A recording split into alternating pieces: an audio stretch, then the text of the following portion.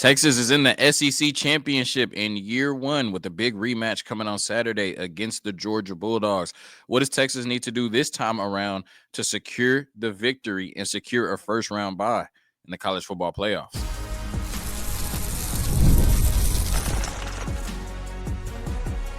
You are Locked On Longhorns, your daily podcast on the Texas Longhorns. Part of the Locked On Podcast Network, your team every day. Locked On Longhorns, the show. Jonathan Davis, your host. Today's episode of Locked On Longhorns is brought to you by FanDuel.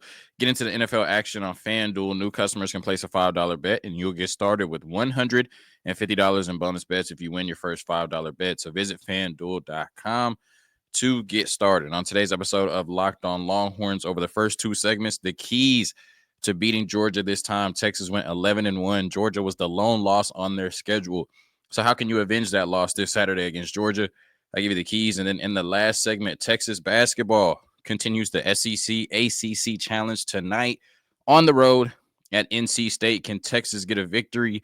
Can the SEC continue their dominance? We discuss all of that and more on today's episode of Locked On Longhorns, part of the Locked On Podcast Network, your team every day. I'd be remiss if I didn't do this. I have the opportunity to do it. It's December 4th. So shout out to all my alphas out there, man. Happy Founders Day. All right, now here we go. So talking about Texas being in the SEC championship game. So many people, right, outside of Austin, outside of Longhorn Nation, so many people said that Texas was not ready for the SEC, that Texas was going to get humbled in the SEC, that Texas was in for a rude awakening, right? That was the narrative, that Texas, this wasn't the Big 12, and Texas was going to come in and struggle because you have to play this team, then this team, then this team every week. And that grind of the SEC schedule was going to be something that Texas could not handle. And now Texas sits here as the number 2 team in the country, the number 1 team in the SEC, 11-1, going into the SEC championship on Saturday. Now, of course, the overwhelming narrative where they've moved the goalpost to is Texas' schedule. And I'm going to be self-aware and say that Texas did not have the toughest schedule compared to maybe some other SEC teams, right? Texas did not go against Ole Miss, Alabama, Tennessee, South Carolina, right? Some of the best teams in the conference right now, teams that are poised to get into the college football playoffs or right on the outside of it. So Texas did not have the toughest schedule this year. We can be self-aware and say that. But two things are true, right? Texas did not have a tough schedule or one of the toughest schedules, but still, Texas, to anybody who has watched college football this year with an objective eye, is one of the best football teams in the country. Texas is a damn good football team, regardless of how you feel about their schedule. This Texas football team has 11 wins this year, 10 of them by double digits. That's hard to do regardless of who is on your schedule. So once again, talk about, them playing Arkansas, who beat Tennessee, or talk about them playing Florida or Kentucky, who beat Ole Miss, right? Whatever you want to talk about their schedule, whatever you want to say about it. Michigan, who beat Ohio State, Oklahoma, who beat Alabama. The fact of the matter is, Texas handled these teams that ended up beating some of the best teams in the country, or we thought. And Texas is a damn good football team, period. End of sentence. Now, getting to the Georgia game on October 19th, Georgia beat Texas 30-15. To me, to my eye, it did not even feel that close. It just felt like Georgia outclassed Texas in that game. But thankfully, this Saturday, albeit in Atlanta, Texas has a chance to avenge that loss, right? And beat the only team that beat them on their schedule this year. And we have a bunch of data from that first game on October 19th to what Texas needs to do or what Texas needs to turn around to be able to secure victory in that game. So over the next two segments, my keys to beating Georgia now, right? I think the first thing, the most important thing, you have to limit or eliminate the turnovers. Now, the turnover margin only ended up being -1, but you don't want to be minus in the turnover margin in any game. But because you forced 3 turnovers from Georgia's offense, you only had a -1 turnover differential. But it's going to be hard in any game against any opponent, let alone Georgia, a national championship contender, to turn the ball over 4 times and expect to win that game, right? Quinn Ewers had 3 turnovers, and Arch Manning had a turnover in his short stint when he came in, when, Quinn Ewers just getting a breather to collect himself, right? That's what Steve Sarkisian was calling it, right? And what you did by turning the ball over 4 times was you put Georgia in some very advantageous opportunities to score points, right? Georgia was able to score 14 points off of those 4 turnovers from Texas. I'm surprised it wasn't more. But Georgia scored 2 touchdowns off of those 4 turnovers from Texas, and they only had to gain 47 yards on those 2 touchdown drives. One was 13 yards and one was 34 yards. So essentially, you're turning the ball over on your side of the field, and you're now giving this Georgia offense, you're putting them 13 yards away from the end zone in one case, and then 34 yards away from the end zone in another case, and they cash it in, right?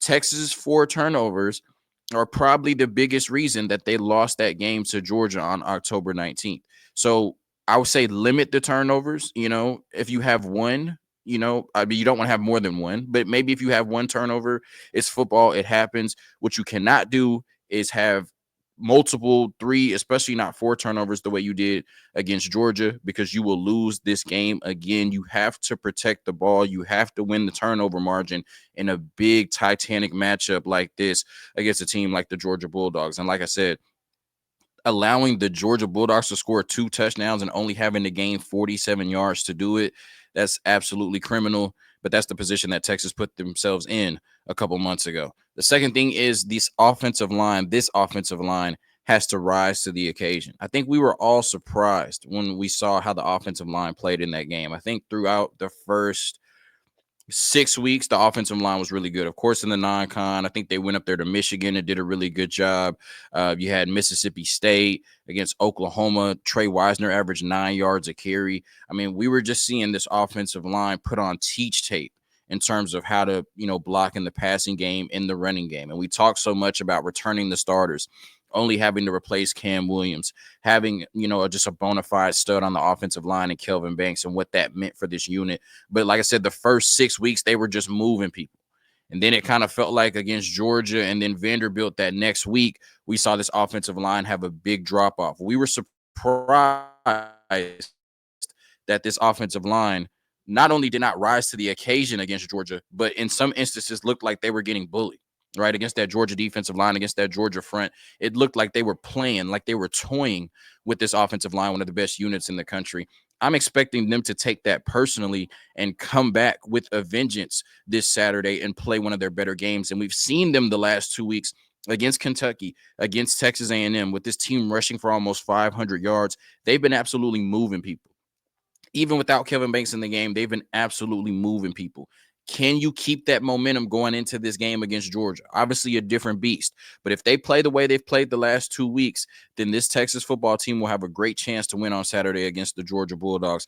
In that game on October 19th, 7 sacks were allowed. Now, a lot of, conversation was about, was it the offensive line? Was it Quinn Ewers not moving enough in the pocket? Was he creating his own pressure? Was he creating his own sacks? Nonetheless, 7 sacks, the offensive line has to be better. And then no push in the run game. I think, this Saturday, they're going to show up and we're going to see closer to what we've seen the last 2 weeks than what we saw against Georgia, where this offensive line was just completely unrecognizable. When you look at some of the Pro Football Focus data from that game, Cam Williams had a 49.7 overall grade, right? One of his worst games of the season, he allowed 5 pressures. It's not going to get it done. DJ Campbell had a 44.6 run blocking grade. That's well below average. That's not going to get it done. Jake Majors had a 59.6 run blocking grade. That's right below average, but you have to be exceptional when you play a team like Georgia. Hayden Conner had a pretty good game, according to Pro Football Focus, 69.8 overall grade. Did allow 2 pressures. And the same thing with Kelvin Banks, 78.6 overall. They graded him a little bit higher than I thought he played, but that's why Pro Football Focus makes a lot more money than I do. And he allowed 2 pressures in that game. And then Gunnar Helm, we know he's such a big part of what we do in the run game in terms of blocking. 43.3 run blocking grade against the Georgia Bulldogs. So this offensive line, Gunnar Helm, when they're in their blocking, they have to assert their will. They have to win the line of scrimmage. They have to be the unit that we've seen against Kentucky in Texas A&M, who's been absolutely moving people and allowing Trey Wisner to be one of the best running backs in the game and allowing Quinn Ewers the time to be comfortable, right? In these games against Kentucky and Texas A&M, can't play the way that they did against Georgia the first time. They're going to have to come back and win that matchup, albeit against a talented front. This front for Texas, their offensive line is very talented too. They're going to have to come back and win that matchup. Quick word from our sponsors, and I get into the rest of the keys for Texas to secure a victory against Georgia the second time around in the SEC championship game.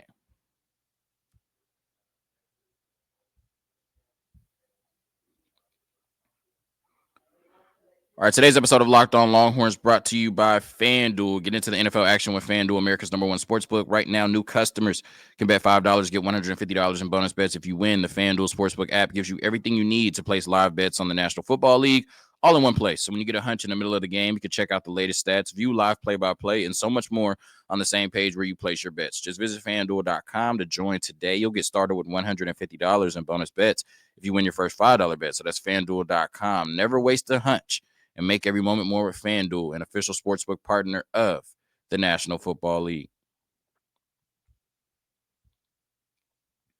All right, we are back at it, right? So the next thing is I think the running game has to dramatically improve. We've seen it the last 2 weeks.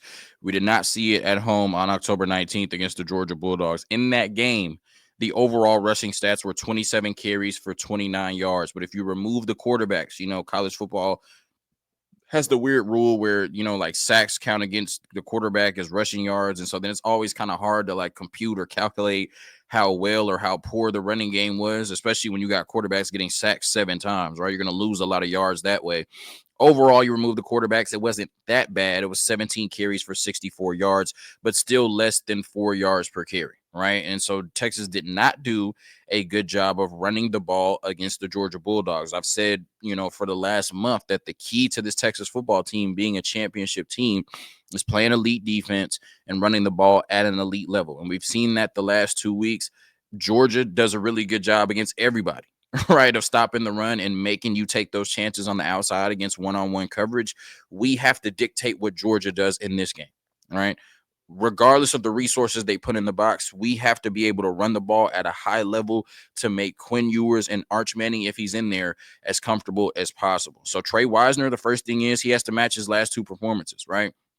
Back-to-back games, over 150 yards, over 300 yards the last 2 games for Trey Wisner, doing his best Ashton Jeanty impression, right? Just going crazy. 33 carries against Texas A&M. We saw him on the bike at the end of the game for good reason. He's going to have another one of those performances against Georgia, right? 25 carries for 85 yards, or maybe even 25 carries for 102 yards. I'm not sure that's going to be good enough to beat the Georgia Bulldogs. Trey Wisner for the 3rd straight week has to go absolutely berserk. And it's going to start up front. It's going to start with everybody blocking for him, but also him, right? He's going to have that legacy type game. We're going to have to be talking about what Trey Wisner did in the SEC championship for a long time if Texas gets the victory on Saturday. Like I said, he did it the last 2 weeks. Kentucky, Texas A&M looking like one of the best players in the country. We need to see it a 3rd straight week against Georgia. Jaden Blue, who did not get a carry in the first game against Georgia, we need some explosive runs from him. We need to lean on Jaden Blue in this game and his explosive playmaking ability in the rushing and receiving game. Now, I know it's been hard to trust him, right? But you're now in those moments. You're now in those matchups where, you just have to be better. Jaden Blue has to be better, but I do think you need his explosive capability in the run game and the receiving game. You do need that change of pace, and you just got to close your eyes and pray that he doesn't fumble the ball, right? But I do think Jaden Blue needs to be a big part of the rushing game in this matchup. We have to make them think about and defend Arch Manning's legs. I love the adjustment from Steve Sarkisian against Texas A&M, bringing in Arch Manning on some of those 3rd downs and allowing him to run the read option, whether it's because, Quinn Ewers is dealing with a sprained ankle or not. That is an added wrinkle to this offense that is going to make it harder for defenses to defend, especially when you get into now championship games in the playoffs, because you haven't seen it a lot. And because Arch Manning is very good at throwing the football, there's so many different wrinkles that you can pull off of that, right? But I think in this game, 3rd and shorts, any, maybe 2nd and short, just any play with short yardage where you can come in and you have the threat of Trey Wisner or Jaden Blue running the ball, Arch Manning taking off and running the ball, or Arch Manning being deadly accurate with the pass. I think you have to take advantage of that. I think this game is going to come down to the margins. This game is going to come down to a few plays. Those plays where you put Arch Manning in and he can take the ball here, he can keep the ball here, he can freeze the defense with the thought of him running and get a bigger lane for Trey Wisner or Jaden Blue. Or if they crash down thinking, Arch Manning or Trey Wisner is going to take the ball, whatever, in the read option. If they crash down on both of them, then there should be an easy play off of that to hit somebody in one-on-one coverage. That has to be a big part of this game, utilizing Arch Manning's skill set along with Quinn Ewers to give Kirby Smart and this defense a lot more to think about. Whereas Quinn Ewers still dealing with that ankle sprain, not a rushing threat, more than likely going to be a statue in the pocket. That benefits this Georgia defense and gives them less to defend. I think you need to utilize wide receivers in the running game, right? Like we saw earlier in the season. Isaiah Bond, not sure how healthy he is, but he's a big play waiting to happen in the running game. Ryan Wingo, whether it's Matthew Golden, maybe even DeAndre Moore, one of those guys has to have a big run in this game to help move the chains for Texas and help them get a victory on Saturday. And I think Quinn Ewers, you're playing against a Georgia team that's going to play a lot of man coverage, right? They're going to have their backs turned to you. There has to be some rushing lanes there. I think, Quinn Ewers is going to have to pick up a couple key first downs with his legs in this game for Texas to be able to beat Georgia and move the chains. Like I said, Georgia, a team that's going to play a lot of man coverage. Those defenders are going to have their backs to you, chasing these wide receivers and tight ends all over the field. Quinn Ewers should be able to take off once or twice to pick up a key first down if he can't pull off anything with his arm. Next takeaway, we need to continue to feature Matthew Golden and Gunnar Helm. I love the point that Tony made on our Tuesday show where he said, sometimes you can have too many guys, right? Like you got so many guys that can make a play. You have so many guys that you can feature that at some point when it comes down to the crunch, you need to know who the guys are. You need to know who you can go to, right? It's fun to have all these bells and whistles, but at some point when the games get tight, I need to know I can go to this guy or this guy, period. And I think we've started to see that materialize in the passing game the last 3 weeks. Gunnar Helm and Matthew Golden have been those guys. And I think Isaiah Bond can be, but he's obviously been dealing with injuries and just with him running a lot of deep routes. There's been times where we struggle to get the ball to him. Matthew Golden and Gunnar Helm have shown a ton of consistency over the last 3 weeks. Gunnar Helm, the last 3 games, 18 targets, 139 yards produced. Matthew Golden, the last 3 games, 17 targets, 180 yards produced. I think in this game against Georgia, those are the 2 guys we need to lean on. When you look at Gunnar Helm, I think he's a matchup problem with his ability to get open. There's just so much you can do with the tight end position, with him being on the line, block and release, late coming out for routes, just being available in front of the quarterback, his ability to find open holes in the zone and get open in man coverage going against tight ends and going against linebackers and safeties. Gunnar Helm just one of the best tight ends in the country. And certainly against a team like Georgia, should be able to make some plays for you. And then Matthew Golden, you can use him in the slot. He can play both outside positions. He is really, really good at getting open, especially against man coverage. There were so many plays in that first Georgia game, and he did have 77 yards. There were so many plays in that first Georgia game where he was just open, getting open against that one-on-one coverage, and Quinn Ewers couldn't find him. So I think in this game, we need to lean on Matthew Golden and Gunnar Helm in the passing game because those are our go-to guys that are going to show up for us week in and week out and make the big plays in the passing game. Next takeaway, or the next key to beating Georgia, is I think Alfred Collins and Vernon Broughton need to jump off our screen. I don't think they need to have a good game. I think they need to jump off our screen. Like, we're watching the game like, damn, Vernon Broughton and Alfred Collins are going crazy. And we've seen both of them have those moments this year. I think they need to have them at the same time against the Georgia Bulldogs for Texas to pull off a victory. Now, Georgia wasn't incredibly efficient with the running game in the first matchup. They ran for 108 yards, but only 3.6 yards for carry. But still, there's 108 yards on the ground, and they cashed it in 3 times for touchdowns with Trevor Etienne. Alfred Collins was good in that game, 78.3 overall grade, 3 pressures on Carson Beck. Vernon Broughton was okay, a 60.4 overall grade, slightly above average, right? Just barely above average. I think they both need to be dominant on Saturday for Texas to win this game. We need to see Tavondre Sweat and Byron Murphy reincarnated on Saturday from Alfred Collins and Vernon Broughton for Texas to win this matchup. In the first Georgia game, Texas only had 1 sack. All right, we've been better at getting to the quarterback recently, but Texas only had 1 sack against Ole Miss, a game that Georgia lost. Ole Miss had 5 sacks. And when you watch that game, Carson Beck was under continuous pressure. Texas has to put Carson Beck under continuous pressure on Saturday in Atlanta for them to win this game, right? When you look at the guys, Barron Sorrell, Colin Simmons, Trey Moore, Anthony Hill, and whoever else wants to join the party. Shit, Ethan Burke. You know what I'm saying? Like I mentioned before, Vernon Broughton and Alfred Collins. You have to get to the quarterback. 1 sack is not going to be enough to beat Georgia. 3+ sacks. You're getting into Carson Beck's head. You're speeding up his process. He's now running for his life. Texas defensive line can win the matchup against this Georgia offensive line. They didn't do it the first time, but they're very capable of doing it this second time and getting a victory against the Georgia Bulldogs. You have to force a turnover. This Texas defense has forced a turnover in all 12 games thus far, and Carson Beck at one point in the season was a turnover machine. He gave us 3 of them, right, which almost allowed us back in the game. But the last 3 games for Carson Beck, 12 touchdowns and 0 turnovers. He's found something. Something's working for him. He's turned it around. So that's going to be one of the key matchups, right? Iron sharpens iron.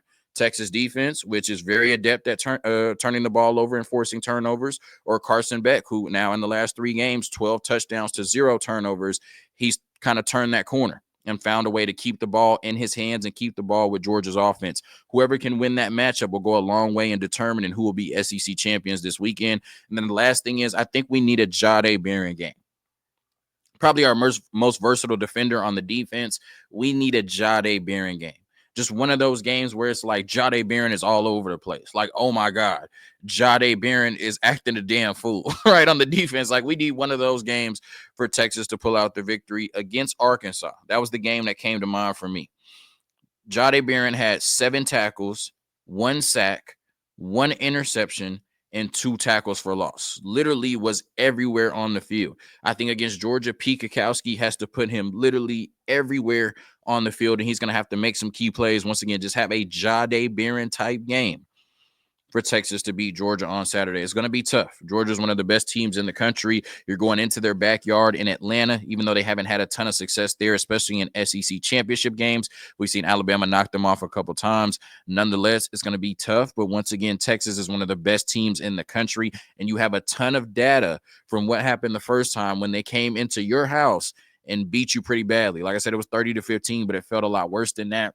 Texas has all the tools, and they're playing some of their best football right now at the key spots. They have all the tools to get their lick back on Saturday and beat the Georgia Bulldogs to win the SEC championship in their first year in the conference. Quick word from our sponsors, and then we talk about the Texas basketball team continuing the ACC SEC Challenge tonight at NC State.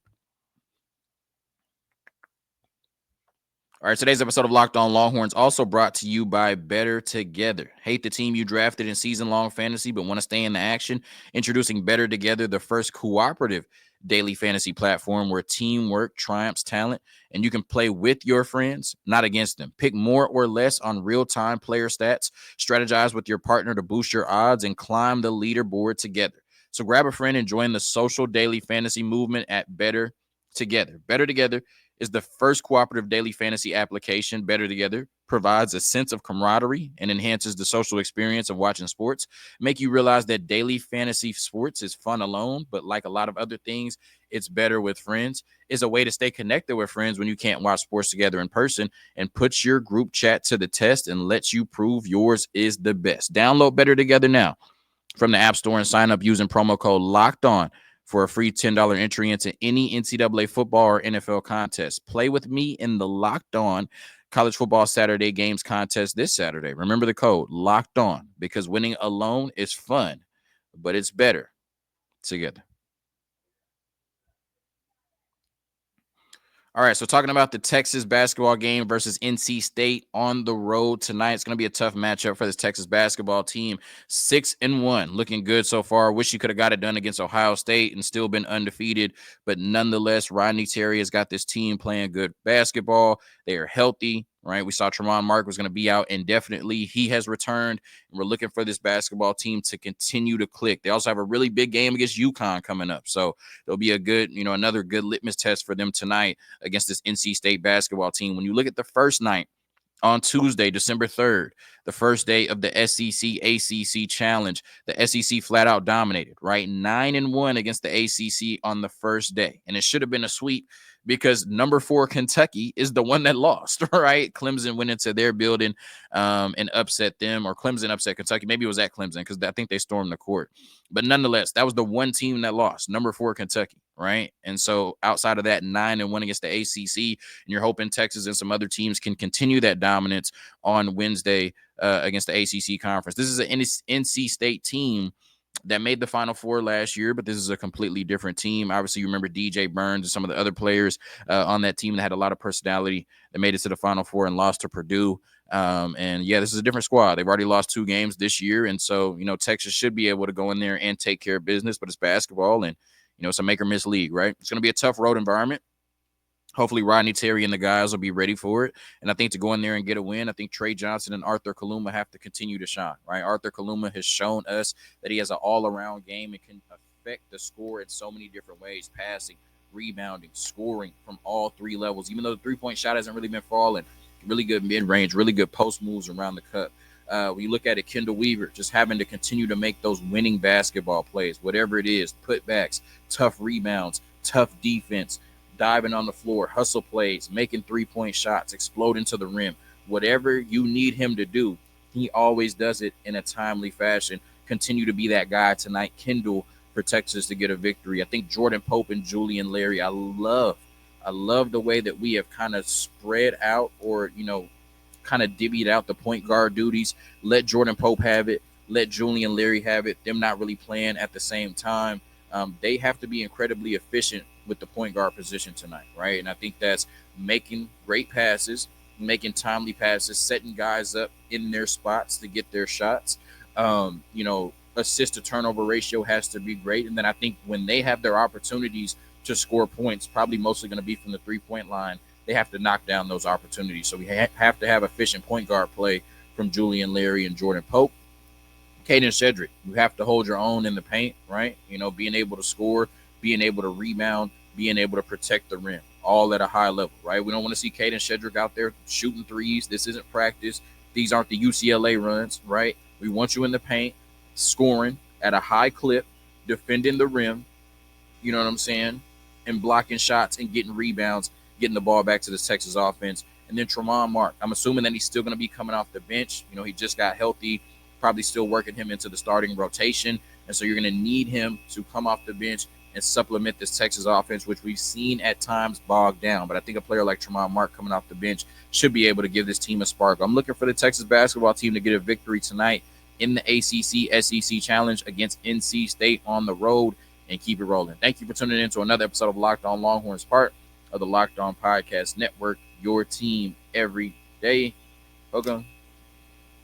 Peace. Once again, 06 to all the alphas, man, out there. Shout out to y'all. It's our day.